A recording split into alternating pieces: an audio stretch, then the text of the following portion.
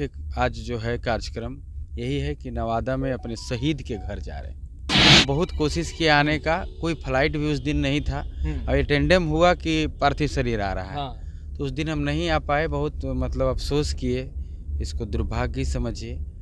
हम हर एक छोटा छोटा दुख दर्द में नवादा के लोगों के बीच में रहते हैं। ये तो बहुत बड़ा मतलब देश के लिए गौरव वाला बात है। इतना बड़ा सेना का जवान शहीद हुआ नवादा का, चाहे कहीं का भी शहीद हो। 5 लोग शहीद हुए थे। अन्य जगह जहाँ शहीद हुए हैं वहाँ के मुख्यमंत्री तक गए हैं वहाँ पे, हाँ, उनके परिजनों से मिलने के लिए। यहाँ तो कोई किसी का कुछ हमको नहीं दिखा है ऐसा इतने दिनों में। कुछ लोग आए हैं, लेकिन हम तो मुख्यमंत्री जी से कहेंगे कि यहाँ कम से कम वो 50 लाख वाला मॉडल यहाँ भी करिए और एक नौकरी और उसके गांव का रोड उस शहीद के नाम से होना चाहिए, जैसे उत्तर प्रदेश में है। नमस्कार, आप लाइव सिटीज देख रहे हैं। आपके साथ मैं हूं वसीम खान। देखिए, आज हम बात करेंगे देश के वीर जवानों की और खास तौर पर शहीद वीर जवान चंदन कुमार की। गुंजन जी हमारे साथ हैं। देखिए, नवादा में सक्रिय हैं और नवादा के बेटा कहे जाते हैं। नवादा में लगातार, चाहे हम कोरोना काल की बात करें या अन्य किसी भी मुद्दे पर मुखर तरीके से बात रखते हैं। गुंजन जी के गाड़ी में ही हम सवार हैं और गुंजन सिंह से ही बात करेंगे। कहाँ जा रहे हैं गुंजन जी आप?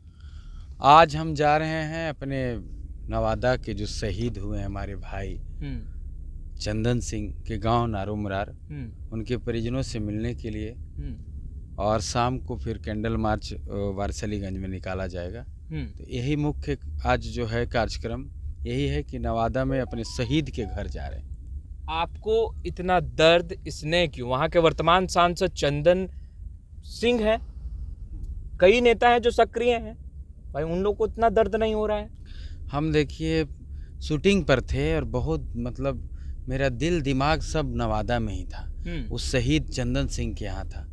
लग रहा था कब हम वहाँ पहुँचे। एकदम मतलब शूटिंग करते थे और एक बार वीडियो देखते थे, शूटिंग करते थे, एक बार वीडियो देखते थे, कहाँ पहुँचा। पार्थिव शरीर जब आ रहा था वहाँ से, तो हम हर जगह वहाँ कर्नल से बात किए जम्मू कश्मीर में, फिर डीएम साहब से, डीडीसी साहब से कि कब क्या हो रहा है।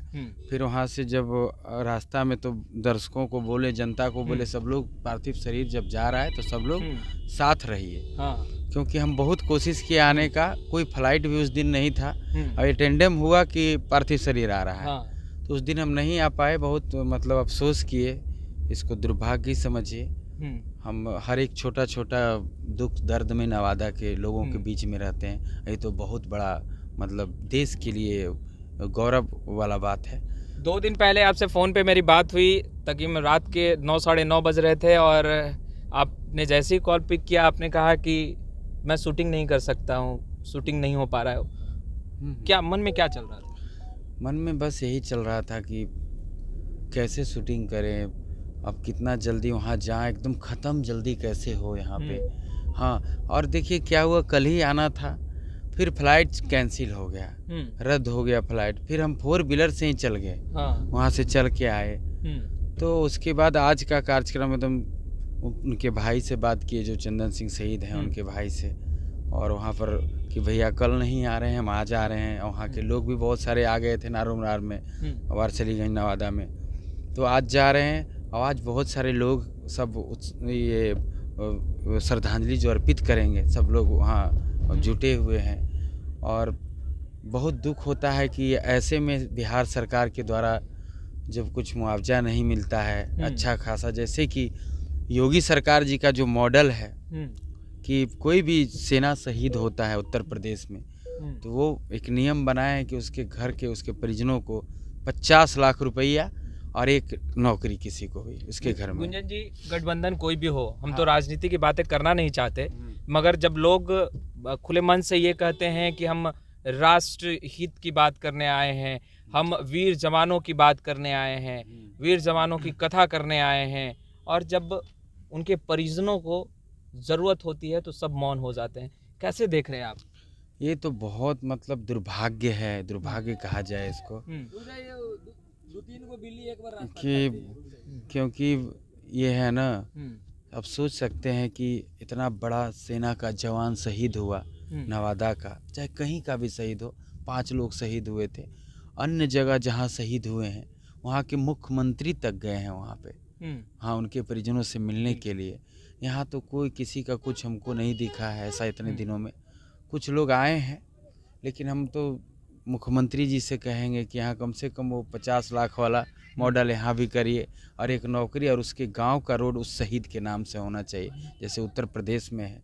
और ये तो यहाँ पे कोई राजनीति की बात ही नहीं है। आप देखे होंगे कि एक चौक बना है नवादा के वारसलीगंज में, शहीद चंदन सिंह चौक, लोगों ने सब बना दिया, उसको लोग उखाड़ के फेंक दिया है। 2-4 लोग ऐसा करते हैं, दुष्ट प्रकार के लोग होते हैं।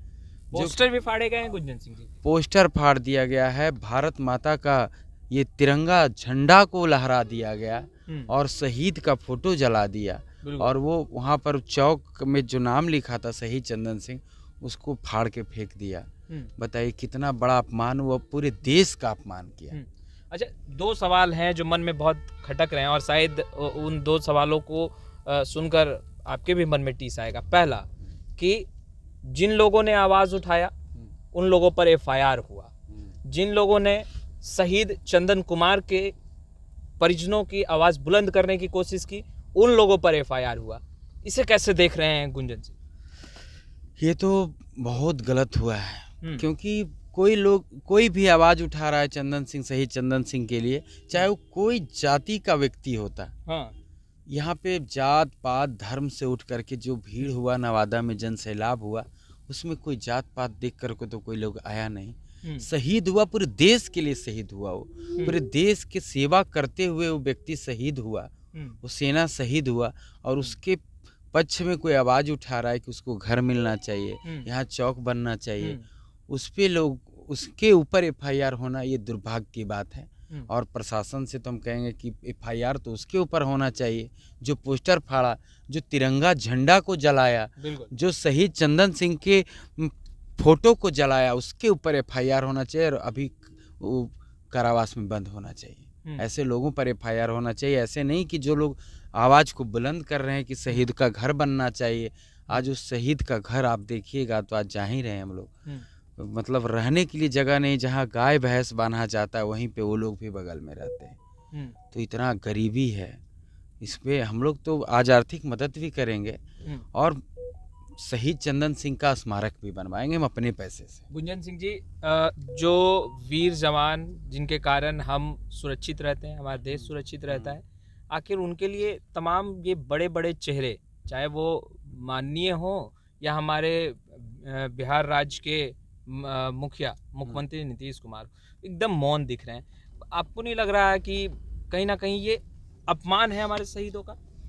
एकदम अपमान है। यहाँ पे तो लोग को सक्रिय रहना चाहिए था, और देश का कोई भी जवान शहीद होवे तो उस पे सबको प्रतिक्रिया देना चाहिए था, ट्वीट करना चाहिए था, फेसबुक इंस्टा पे भी छोड़ना चाहिए, और आर्थिक मदद भी करना चाहिए। कौन अपना घर के पैसा किसी को देना है? अरे हम लोग जो भी कुछ आज किए हैं, हम खास करके अपना कमाया हुआ पैसा हम गरीबों में बांटते हैं या फिर कुछ किसी को देते हैं, तो अपना पैसा है। कोई मंत्रिमंडल हमारे पास नहीं है, ना हम कोई नेता हैं अभी, हम तो एक सेवक हैं, गायक अभिनेता हैं और समाज सेवक हैं। तो हम लोग जो कार्य करते हैं अपना पैसा, आज ही जो आर्थिक मदद करेंगे हम, हाँ, तो अभी हम 1 लाख रुपया उनको देंगे। 1 लाख? हाँ, 1 लाख कैश देंगे, और स्मारक में जितना पैसा लगेगा 2 लाख 3 लाख उस स्मारक को बढ़िया मार्बल से बनवाएंगे। तो आप इतना कुछ क्यों कर रहे हैं? आप तो सरकार में नहीं है। अरे हमारा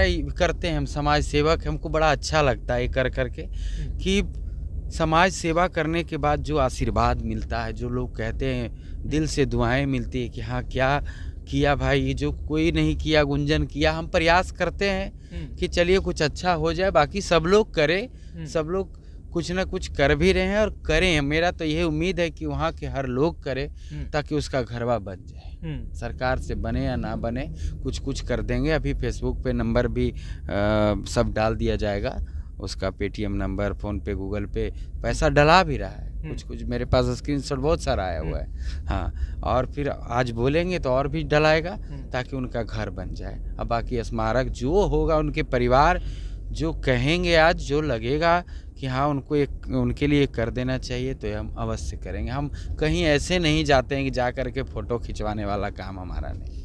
अच्छा गुंजन सिंह जी, शहीद अगर हम चंदन सिंह जी की बात करें तो उनकी नई नई शादी हुई, ज़्यादा वक्त नहीं हुआ। क्या लगता है सरकार को आर्थिक मदद करनी चाहिए और कितना करना चाहिए? आप लोगों की क्या मांग है गुंजन सिंह की, बीइंग अ नवादा का बेटा?